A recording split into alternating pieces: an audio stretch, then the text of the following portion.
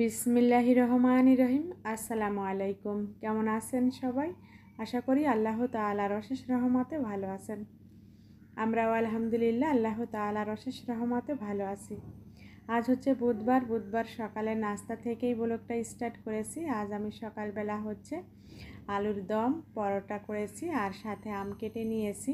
যেহেতু প্রচুর বৃষ্টি হচ্ছিল 2 দিন ধরেই আর খুব সুন্দর ঠান্ডা ওয়েদার, তাই আমি হচ্ছে সকাল সকাল নাস্তার জন্য আলুর দম পরোটা করে নিয়েছি। আর বৃষ্টির জন্য হচ্ছে বাজার করতে পারতেছিল না, ভাই হচ্ছে কিছু বাজার নিয়ে এসেছে। এখন প্রায় হচ্ছে 11টার মতো বেজে গিয়েছে, এখনও প্রচুর বৃষ্টি হচ্ছে বাহিরে। অল্প করেই বাজার নিয়ে এসেছে। এখানে কচুর ছড়া নিয়ে এসেছে আর পেঁয়াজ রসুন এগুলা শেষ হয়ে গিয়েছিল, আলু আদা রসুন, তাই হচ্ছে এখানে আদা রসুন নিয়ে এসেছে আর আলু নিয়ে এসেছে আর মাছ নিয়ে এসেছে। মাছটা হচ্ছে কেটে নিয়ে এসেছে। এখানে বড় সাইজের একটা কাতল মাছ নিয়ে এসেছে, মাছটাকে হচ্ছে কেটে নিয়ে এসেছে।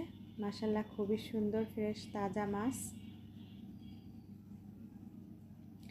মাছগুলাকে হচ্ছে আমি পরিষ্কার করে নিয়েছি আর দুপুরের জন্য আমি হচ্ছে মাছ রান্না করব আর রেসিপিটা একটু শেয়ার করব। আশা করি ভিডিওটা ভালো লাগবে, আর ভালো লাগলে অবশ্যই লাইক কমেন্ট শেয়ার করবেন। বেশি ভালো লাগলে চ্যানেলটিকে সাবস্ক্রাইব করবেন।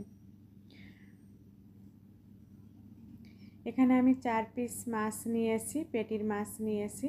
মাছটাকে খুব ভালোভাবে পরিষ্কার করে লবণ হলুদ সামান্য শুকনো মরিচের পাউডার দিয়ে ম্যারিনেট করে নিয়েছি। এখানে আমি 4 পিস হচ্ছে পটল কেটেছি আর একটা আলু দিয়েছি, এটাকেও আমি হচ্ছে ম্যারিনেট করে নিয়েছি। এখানে আমি মশলা রেডি করে নিয়েছি, আদা রসুনের পেস্ট, তারপরে জিরা ধনিয়া পেস্ট, পেঁয়াজের পেস্ট, স্বাদমতো লবণ, শুকনো মরিচের পাউডার, হলুদের পাউডার। চুলায় একটা প্যান বসিয়ে দিয়েছি, তেল দিয়ে দিয়েছিলাম। তেলটা গরম হয়ে গিয়েছে, তার ভিতরে আমি ম্যারিনেট করে রাখা মাছগুলা দিয়ে দিয়েছি। যেহেতু পেটির মাছ বেশি ফ্রাই করব না, আমি হালকা ফ্রাই করব। একটা পাশ হয়ে গিয়েছে, উল্টিয়ে দিয়ে আমি নামিয়ে নেব। মাছগুলাকে নামিয়ে নিয়েছি। এখন আমি যে পটলটা ম্যারিনেট করেছিলাম, পটল আর আলু, সেটাও ফ্রাই করে নিব। এখন আমি পটল আলুটাকেও ফ্রাই করে নিয়েছি, নামিয়ে নিব।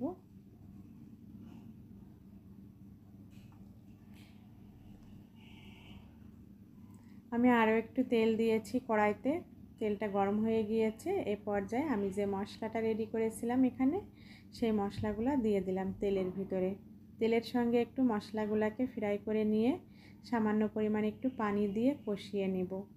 এখানে আমি হচ্ছে হাফ টি স্পুন হলুদের পাউডার, হাফ টি স্পুন হচ্ছে শুকনো মরিচের পাউডার দিয়েছি, 1.5 টেবিল চামচ হচ্ছে পেঁয়াজের পেস্ট, 1 টেবিল চামচ আদা রসুনের পেস্ট আর 1 টেবিল চামচ পরিমাণ হচ্ছে জিরা ধনিয়া পেস্ট দিয়েছি আর স্বাদ মতো লবণ।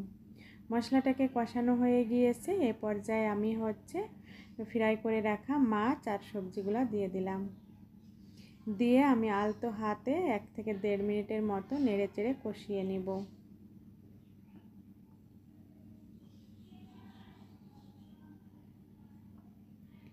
এখন হচ্ছে কষানো হয়ে গিয়েছে, আমি ঝোলের পানিটা অ্যাড করে দিব।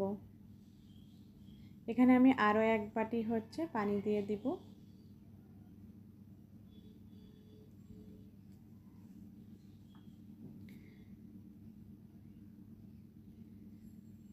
এখন আমি ঢাকনা দিয়ে চুলার আঁচটাকে হাই হিট করে রান্নাটা করে নিব।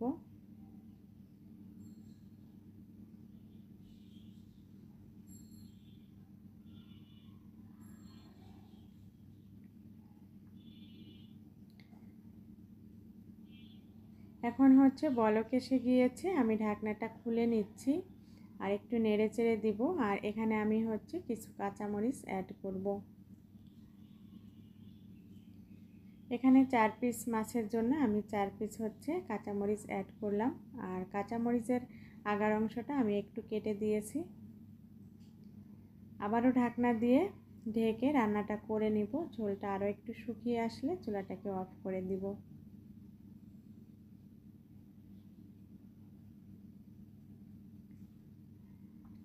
এখন অলরেডি আমার রান্নাটা হয়ে গিয়েছে, ঝোলটা অনেকটাই শুকিয়ে গিয়েছে।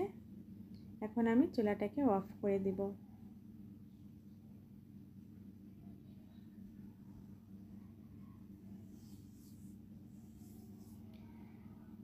মাশাআল্লাহ রান্নাটা হয়ে গিয়েছে, আর দেখতে যেমন সুন্দর হয়েছে, খেতে আলহামদুলিল্লাহ অনেক টেস্টি হয়েছিল। ফ্রেশ তাজা মাছ দিয়ে পটল আলুর ঝোল কারি। আমার এই রেসিপিটা যদি কারো ভালো লেগে থাকে, এভাবে করে বাসায় ট্রাই করতে পারেন। আজ এ পর্যন্তই। আল্লাহ হাফেজ। আসসালামু আলাইকুম। সবার জন্য দোয়া রইল।